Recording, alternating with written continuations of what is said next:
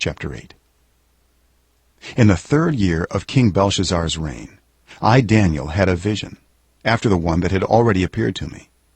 In my vision I saw myself in the citadel of Susa, in the province of Elam. In the vision I was beside the Ulai Canal.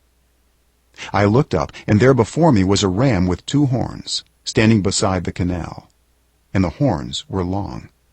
One of the horns was longer than the other, but grew up later. I watched the ram as it charged toward the west and the north and the south. No animal could stand against it, and none could rescue from its power. It did as it pleased and became great.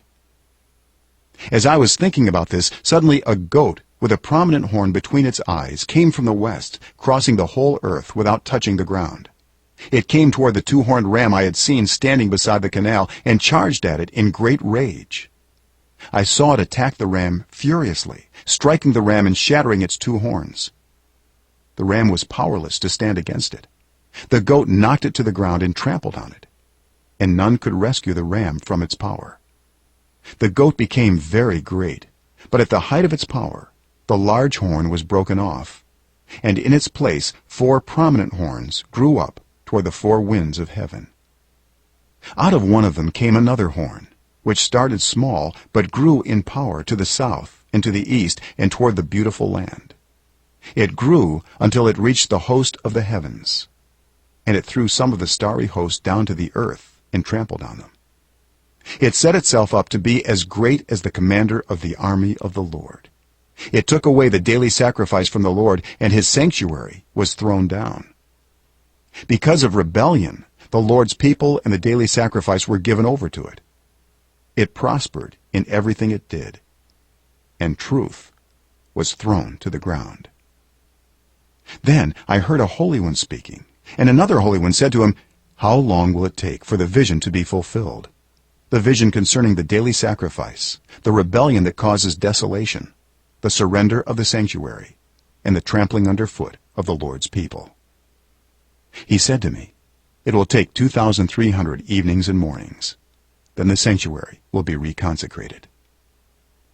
While I, Daniel, was watching the vision and trying to understand it, there before me stood one who looked like a man, and I heard a man's voice from the Ulai, calling, "Gabriel, tell this man the meaning of the vision." As he came near the place where I was standing, I was terrified and fell prostrate. "Son of man," he said to me, "understand that the vision concerns the time of the end." While he was speaking to me, I was in a deep sleep with my face to the ground.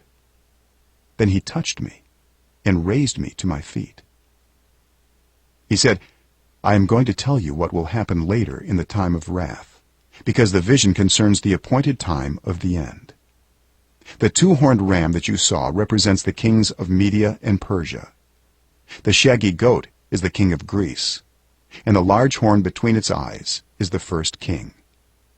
The 4 horns that replace the one that was broken off represent 4 kingdoms that will emerge from his nation, but will not have the same power.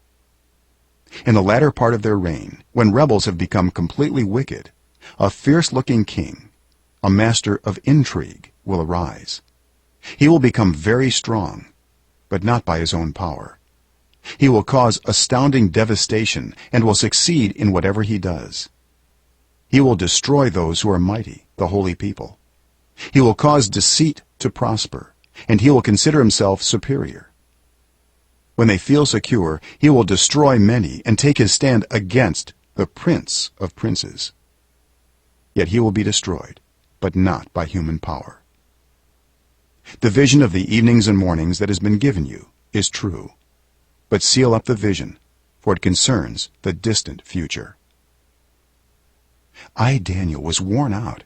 I lay exhausted for several days. Then I got up and went about the king's business. I was appalled by the vision. It was beyond understanding.